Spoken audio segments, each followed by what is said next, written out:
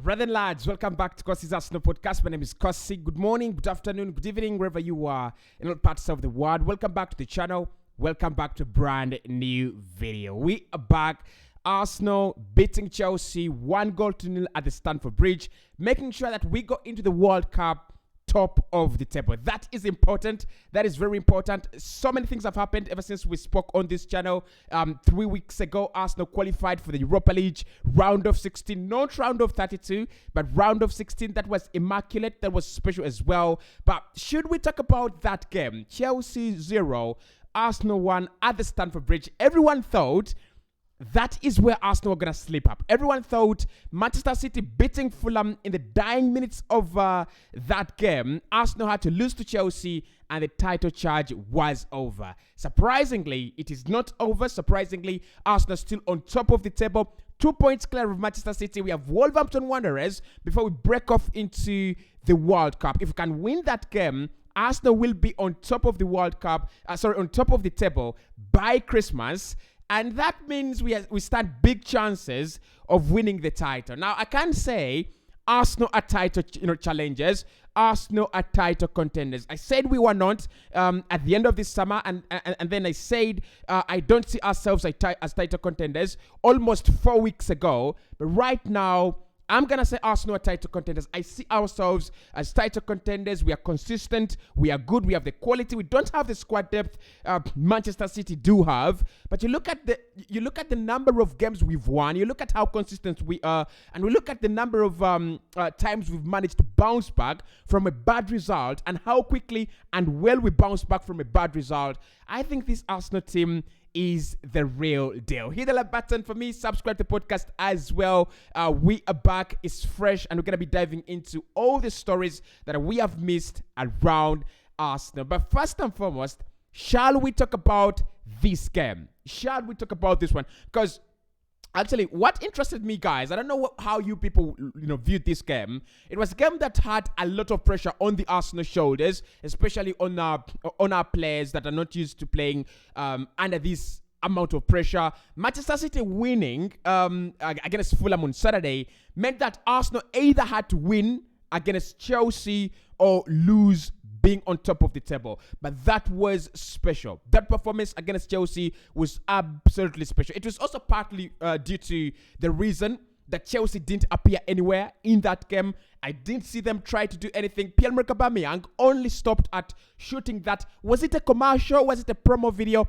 That is the only thing I saw with Pierre-Emerick Aubameyang in that North London derby. He had 8 touches in the game, 4 in the first half, 4 in the second half, and he was anywhere close to being a threat. I thought William Saliba was class, but he was class against a non-existent Chelsea attack. They were absolutely non-existent. The midfield for me, again, Thomas Partey and Granit Xhaka, it just shows you how much that partnership has evolved from being one of the partnerships that is undermined, finishing 8th in 2 consecutive seasons, to making Arsenal now on top of the table, comfortably winning every game, comfortably winning every midfield battle we come across. So I'm so amazed, and I was very, very amazed at how Arsenal approached that game. If you remember how we played against PSV Eindhoven away from home, you remember how we played against Southampton at the St. Mary's Stadium,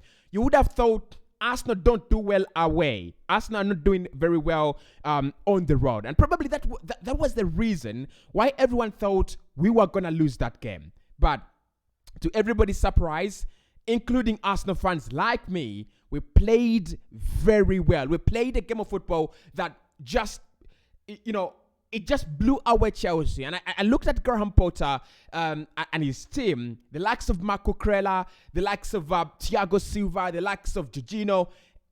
They had nothing to say in that game. The performance was absolutely awful, but I think they were overpowered by Arsenal. Thomas Partey in that midfield, Granit Xhaka in that midfield. The arrival of Alexander Zinchenko, and I told you guys before I broke off somehow that when you look at Alexander Zinchenko and what he provides this Arsenal team with, that is exactly what he does. He just allows Xhaka go high up the pitch. He just allows Arsenal have so many numbers in midfield. Because if you look at what Graham Potter did, play 5 in midfield, a back 3-5 in the midfield, and then 2 up tops, kind of a 3-5-2 system.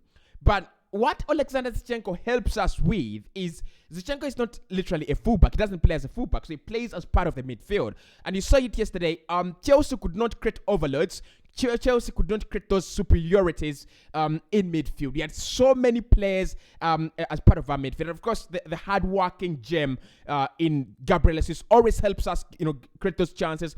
Always helps us win the ball back. Always helps us, have more numbers in the midfield. So Chelsea is done. Arsenal have beaten Liverpool, Tottenham Hotspur, and Chelsea. The only team we have failed to beat this season is Southampton. Surprisingly, I'm still hurting because of that game. I look at how they were pumped by Newcastle yesterday, 4-1 at the St. Mary's Stadium, and I'm really saddened that we didn't win that game because it was a very, very easy win. You look at how we played, you look at the number of chances we created, you look at how this Arsenal side behaved in that game. It was a must win. The manager, the players knew those were points dropped and those were unnecessary points dropped. But away from that, the Chelsea game was on another level. We played really, really well. Some of the key performances that I looked at in that one, I thought Ben White actually struggled.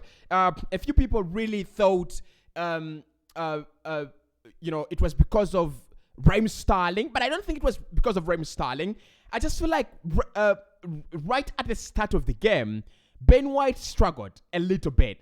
But again, why I'm going to say he was one of our best performers, again, he was a cornerstone of possession in that game. And that is what Mikel Arteta has done. And many people say Ben White is now one of the best right backs in the world, in the Premier League right now.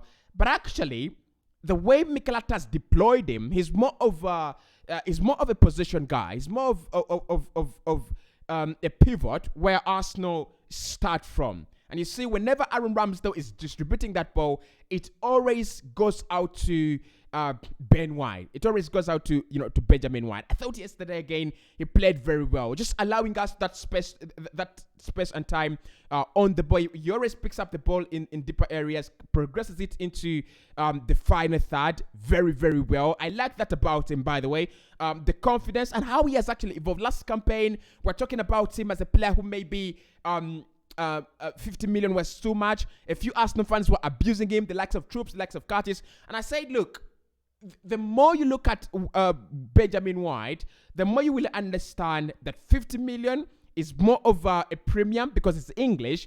But for Arsenal to pay 50 million for a player like Ben White, there was a reason. The other player is Alexander Zinchenko. Zinchenko played very, very well in that game. And actually, I thought it was a very clever move for Mikel Arteta to play Alexander Zinchenko there. Because we've seen it with Graham Potter against Manchester United and a couple of other teams that he feels are a threat. He plays many players in the midfield. Now, I'm so surprised that Kovacic didn't start that game because, for me, Kovacic is the best midfielder at Chelsea. And the fact that he's not really starting every game, there is a question mark there on Graham Potter. But you look at how he played in midfield. Cucurella as part of the back three, and then you have the likes of Loftus-Cheek, Jorginho as part of that midfield, and the rest. And then later you could see he was trying to bring on the likes of Conor Gallagher, trying to make sure that Arsenal don't win the midfield battle. And Mikel Arteta was also spot on. Just make sure that Alexander Zinchenko comes back into the team. He's going to be part of the midfield. Just make sure the likes of Xhaka and Partey are fit and playing very, very well. So for me, Zinchenko again had a very, very good game. William Saliba, of course, we've talked about him, man of the match. I've already talked about William Saliba this season. I think the most talked about player on this channel is William Saliba. He's magnificent. He's sensational. And if I was looking to open up an Arsenal sensationalized content channel, I think William Saliba would be the guy. He would be the logo. He would be the picture on that channel.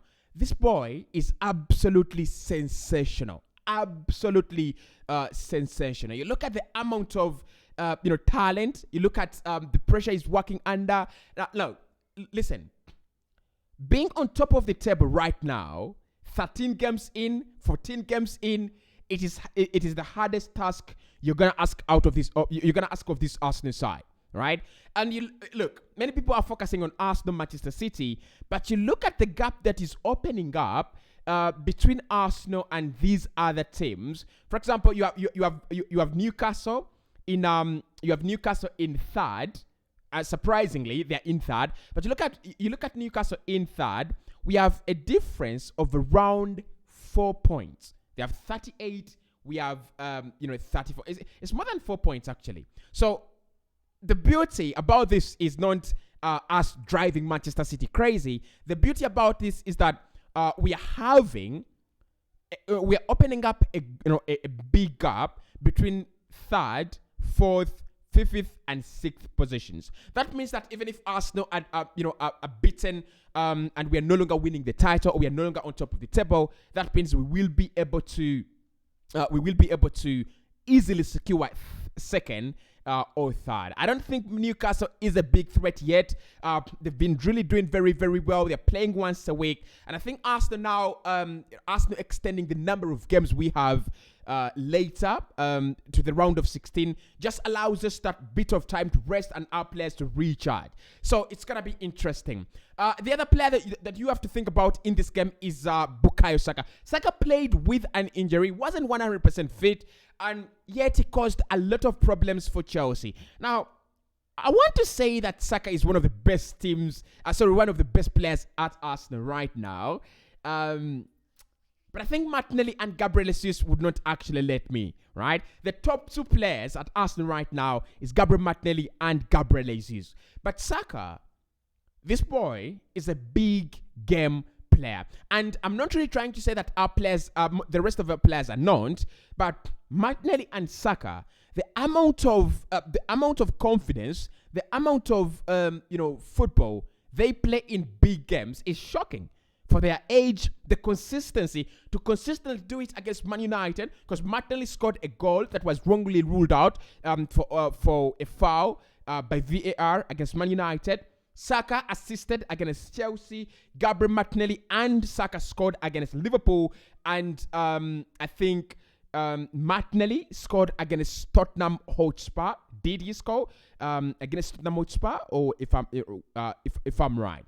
So the amount of football these boys are playing in big games is quite sensational. And actually, if anyone thinks about Arsenal as title contenders, it is because of Martinelli and Saka's performances. You must have players that play and rise up on the big occasion. And for me, these boys have actually been able to do that. So Martinelli, Gabriel Jesus, and Bukayo Saka, that front three is still doing very, very well. If we lose a player to injury, probably we'll have a couple of problems there. But for now, I don't think Arsenal have anything to be afraid of. So those are my thoughts on this Chelsea game. Pierre-Emerick Aubameyang, he spoke too soon. Honestly, Pierre-Emerick Aubameyang spoke too soon. I was watching a Chelsea fan reaction. Rory Jennings, big Chelsea fan, and he was actually saying that Pierre-Emerick Aubameyang really gave Arsenal another reason to come up, fight, and try to win this game. For me, the reasons as why Mikel Arteta parted ways with Pierre-Emerick Aubameyang are now seemingly becoming clearer and clearer. There is no reason for you to release such a shit-edited promo video. First and foremost, the quality of the video was absolutely shit. And then I don't think really there was a reason, right? I think they thought they were really going to win that game. I think he thought he was going to break Arsenal. He didn't manage to break Arsenal, and in the end, things actually didn't go very well on his side. So apart from that promo, I don't think Chelsea really played. It's one game where Arsenal should have scored more goals. I think Gabriel Jesus needs to be a little bit more clinical. I think he's lacking that kind of confidence. Look, don't get me wrong, he's playing with a lot of confidence. 6 assists and 5 goals. Those are 11 goal contributions in 14 games. There is no striker right now in the world that outswap Gabriel Jesus with. I'm serious. Yes, there is Haaland, there is Benzema, there is Lewandowski, but for me, his work rate is absolutely abnormal. It's abnormal. So I wouldn't swap him for any other striker. But he needs to be more clinical.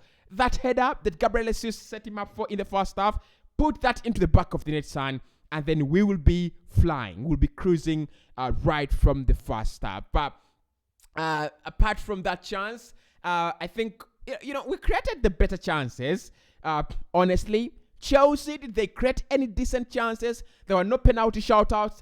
The Marco Kurela handball, if I was referee, I don't give that because it looks like the ball is not even heading into the direction of the goal. But then again, I don't see Marco Kurela as a player who really massively changes the trajectory of the ball. And even if he does, I feel like his hand is in an unnatural position, but there's nothing he knows about that. I'm not.